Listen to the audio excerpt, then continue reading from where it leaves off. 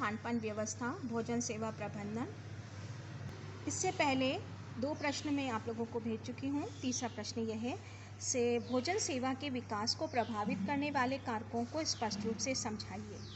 आज बढ़ते जा रहे प्रवसन, शहरीकरण, वैश्वीकरण, अंतर्राष्ट्रीय यात्राएं, पर्यटन, विभिन्न पाक प्रणालियों और विज्ञापनों की जानकारी के साथ साथ स्थानीय लोग भी नए भोजनों का स्वाद लेने की में बढ़ती रुचि के कारण विविध प्रकार के पाक प्रणालियां, विशिष्ट जातीय भोजनों की मांग बढ़ रही है। मतलब कहने का ये है कि अलग अलग संस्कृतियों में अलग अलग तरीके होते हैं, अलग अलग परोसने की व्यवस्था होती है, तो सारी ये सब एक दूसरे की जिज्ञासा के कारण जानने के लिए ये उसकी मांग बहुत बढ़ रही है।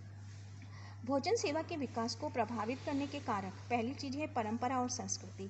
प्राचीन काल में भारत में जो कि यात्री तीर्थ यात्रा पर जाता था, उन्हें भोजन का प्रबंध धर्मशाला में होता था। आज भी धर्मशालाएं कार्यरत हैं और रहने और खाने के लिए सस्ता खाना स्थान उपलब्ध कराती है, लेकिन विभिन्न संस्कृतियां अनेक भोजन तैयार करने के तरीकों का ज्ञान ने भी लोगों की पाकक्रिया में रुचि बढ़ाई। धार्मिक प्रथाएं, धार्मिक स्थानों, मंदिरों में आने वाले भक्तों को प्रसाद, लंगर खिलाने की परंपरा ने भोजन सेवा विकास के योगदान दिया। इसी प्रकार रमजान के महीने में सभी लोगों को उस समय भोजन कराया जाता है जब वे रोज़ा खोलते समय भोज्य पदार्थ बड़ी मात्रा में लोगों द्वारा बनाए जाते हैं, उन्हें बनाने में निपुण हैं, वही उसको बनाते हैं। औद्योगिक विकास, सामाजिक आर्थिक परिप्रेक्ष्य में परिवर्तनों के साथ भोजन सेवा, भोजन प्रबंधन एक उद्योग के रूप में उभरा है, क्योंकि ऐसे भोजन की बहुत अधिक मांग है जो केवल स्वादिष्ट ही नहीं बल्कि साफ सुथरा, स्वास्थ्य, कलात्मक तरीके से परोसा गया हो।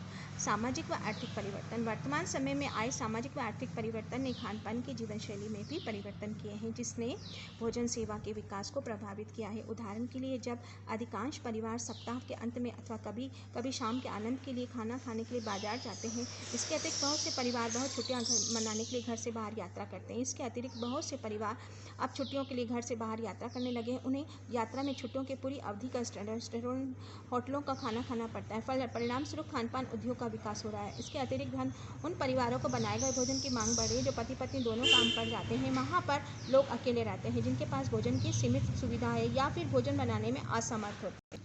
प्रौद्योगिकी विकास पूरी परिस्थितियों में अधिक समय तक टिक सकने वाले, अर्थात जल्दी खराब न होने वाले भोजन की मांग होती है।